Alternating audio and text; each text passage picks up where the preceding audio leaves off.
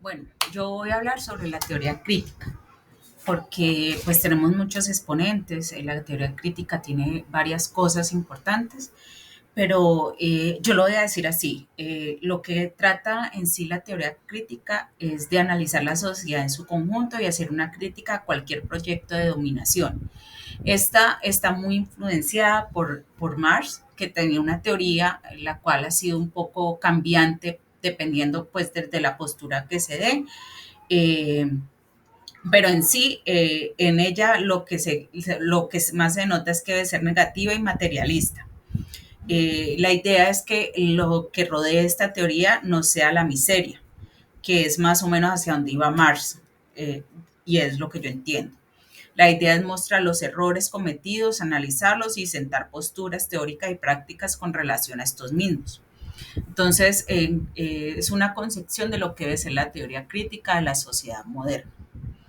Esta en sí consta de tres características importantes, que es la negatividad, la mediación y la praxis. Para la negatividad es importante aferrar la totalidad a lo real por la fuerza del pensamiento, que era más o menos lo que hablábamos ahorita sobre mostrar los errores, analizarlos y sentar postura.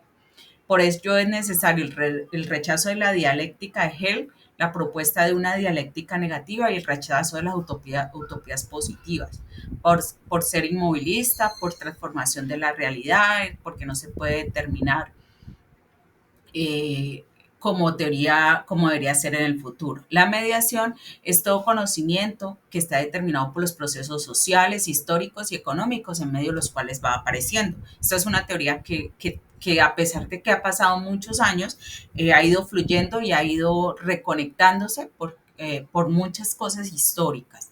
Eh, y siempre nos dice que ninguna teoría es imparcial, que siempre está sustentada por intereses. Podemos decir que por intereses inicialmente judíos, después ha sido tergiversada por los intereses nazis e italianos, entre otras cosas. No se puede mantener radicalmente la dicotomía sujeto-objeto. Por ello se insiste en, en por ello se insiste en el concepto de totalidad, de mirar todo alrededor y bajo esta premisa tener un juicio final. Con esto entonces hablamos de la praxis, que es el problema de la objetividad humana, porque no se es objetivo, siempre se toma un bando, y eso es una de las cosas que ha dañado la teoría marxista. Implica juicios de valor, debe estar al servicio del ser humano y derivar en una praxis liberadora. Ante todo es que no segmente a la gente, no la ataje como hizo el movimiento nazi, como hizo el movimiento italiano, sino que sea un poco más abierta y que le permita fluir en medio de todas esas cosas.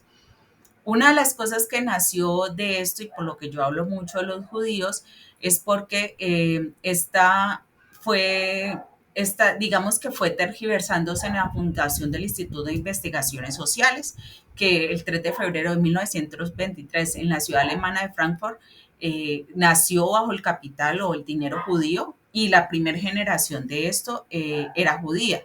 Por eso hablamos de Felix Weil, Friedrich Pollock, Kurt Albert Herias, Max Horkheimer, que es como ese primer cohorte. Y pues uno de los patrocinadores era el papá de Felix Weil. En la década de los 60, esta fundación pasó a ser lo que ahora conocemos como la Escuela de Frankfurt. Se desligó del instituto y empezó a hacer la investigación como una herramienta para garantizar una sociedad más justa y equilibrada, que era lo que ellos entendían del marxismo, que no era un socialismo ni un capitalismo a estos dos factores, sino que era algo un poco más centrado, donde todo era ganar y ganar. Y la crítica de la utilización de los medios de comunicación como instrumento de control y dominación política y mercantil, que es el resultado que vemos muchos años después cuando se hacen las grandes potencias eh, de los estados o de los países del primer mundo, y llevando pues a otros como los países del tercer mundo, que entre esos caemos los de Latinoamérica.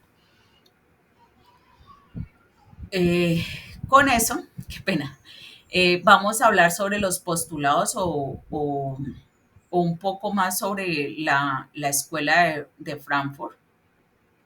eh, y, y hablamos entonces de la negatividad y la criticidad y educomunidad.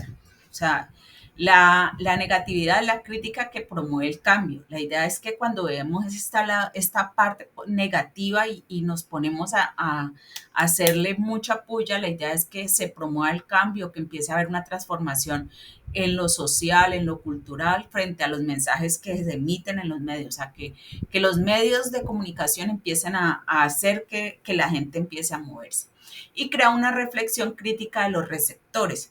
O sea, que ya el receptor no es solamente el que espera que llegue toda la información y se la traga derecho, sino que es capaz de cambiar esta idea y empezarla a fluir para el mismo. Y tomando a Valderrama, año 2000 como ejemplo, tenemos el contenido ideológico de los mensajes, la forma de hábitos mentales activos, los receptores descubren los elementos que forman la estructura de los mensajes, enseñar a descifrar ideologías guiado por orientaciones semióticas como referente teórico metodológico. La idea es que vamos realmente al lugar de aprendizaje, vamos realmente al lugar donde estamos todos y empezamos a hacer un cambio. O sea, esto que nosotros hacemos en nuestra carrera, esto que hemos ido aprendiendo al pasar de los semestres, esto que hacemos en nuestras prácticas llevando esta formulación de cosas, es ese cambio semiótico que llevamos de la teoría a la práctica. Es el campo, es empezar a emerger en un coso y llevarle herramientas a nuestros semejantes para que ellos empiecen a verse diferente. Entonces, la lectura crítica de los medios en el aula, como esta asignatura, se propone una serie de actividades para fomentar la lectura crítica, toda vez que los medios respondan a ofrecer una determinada ideología, industria o bien mensajes estandarizados para determinado público. Entonces, esto es como el enfoque que deberíamos de tener. Con esto paro mi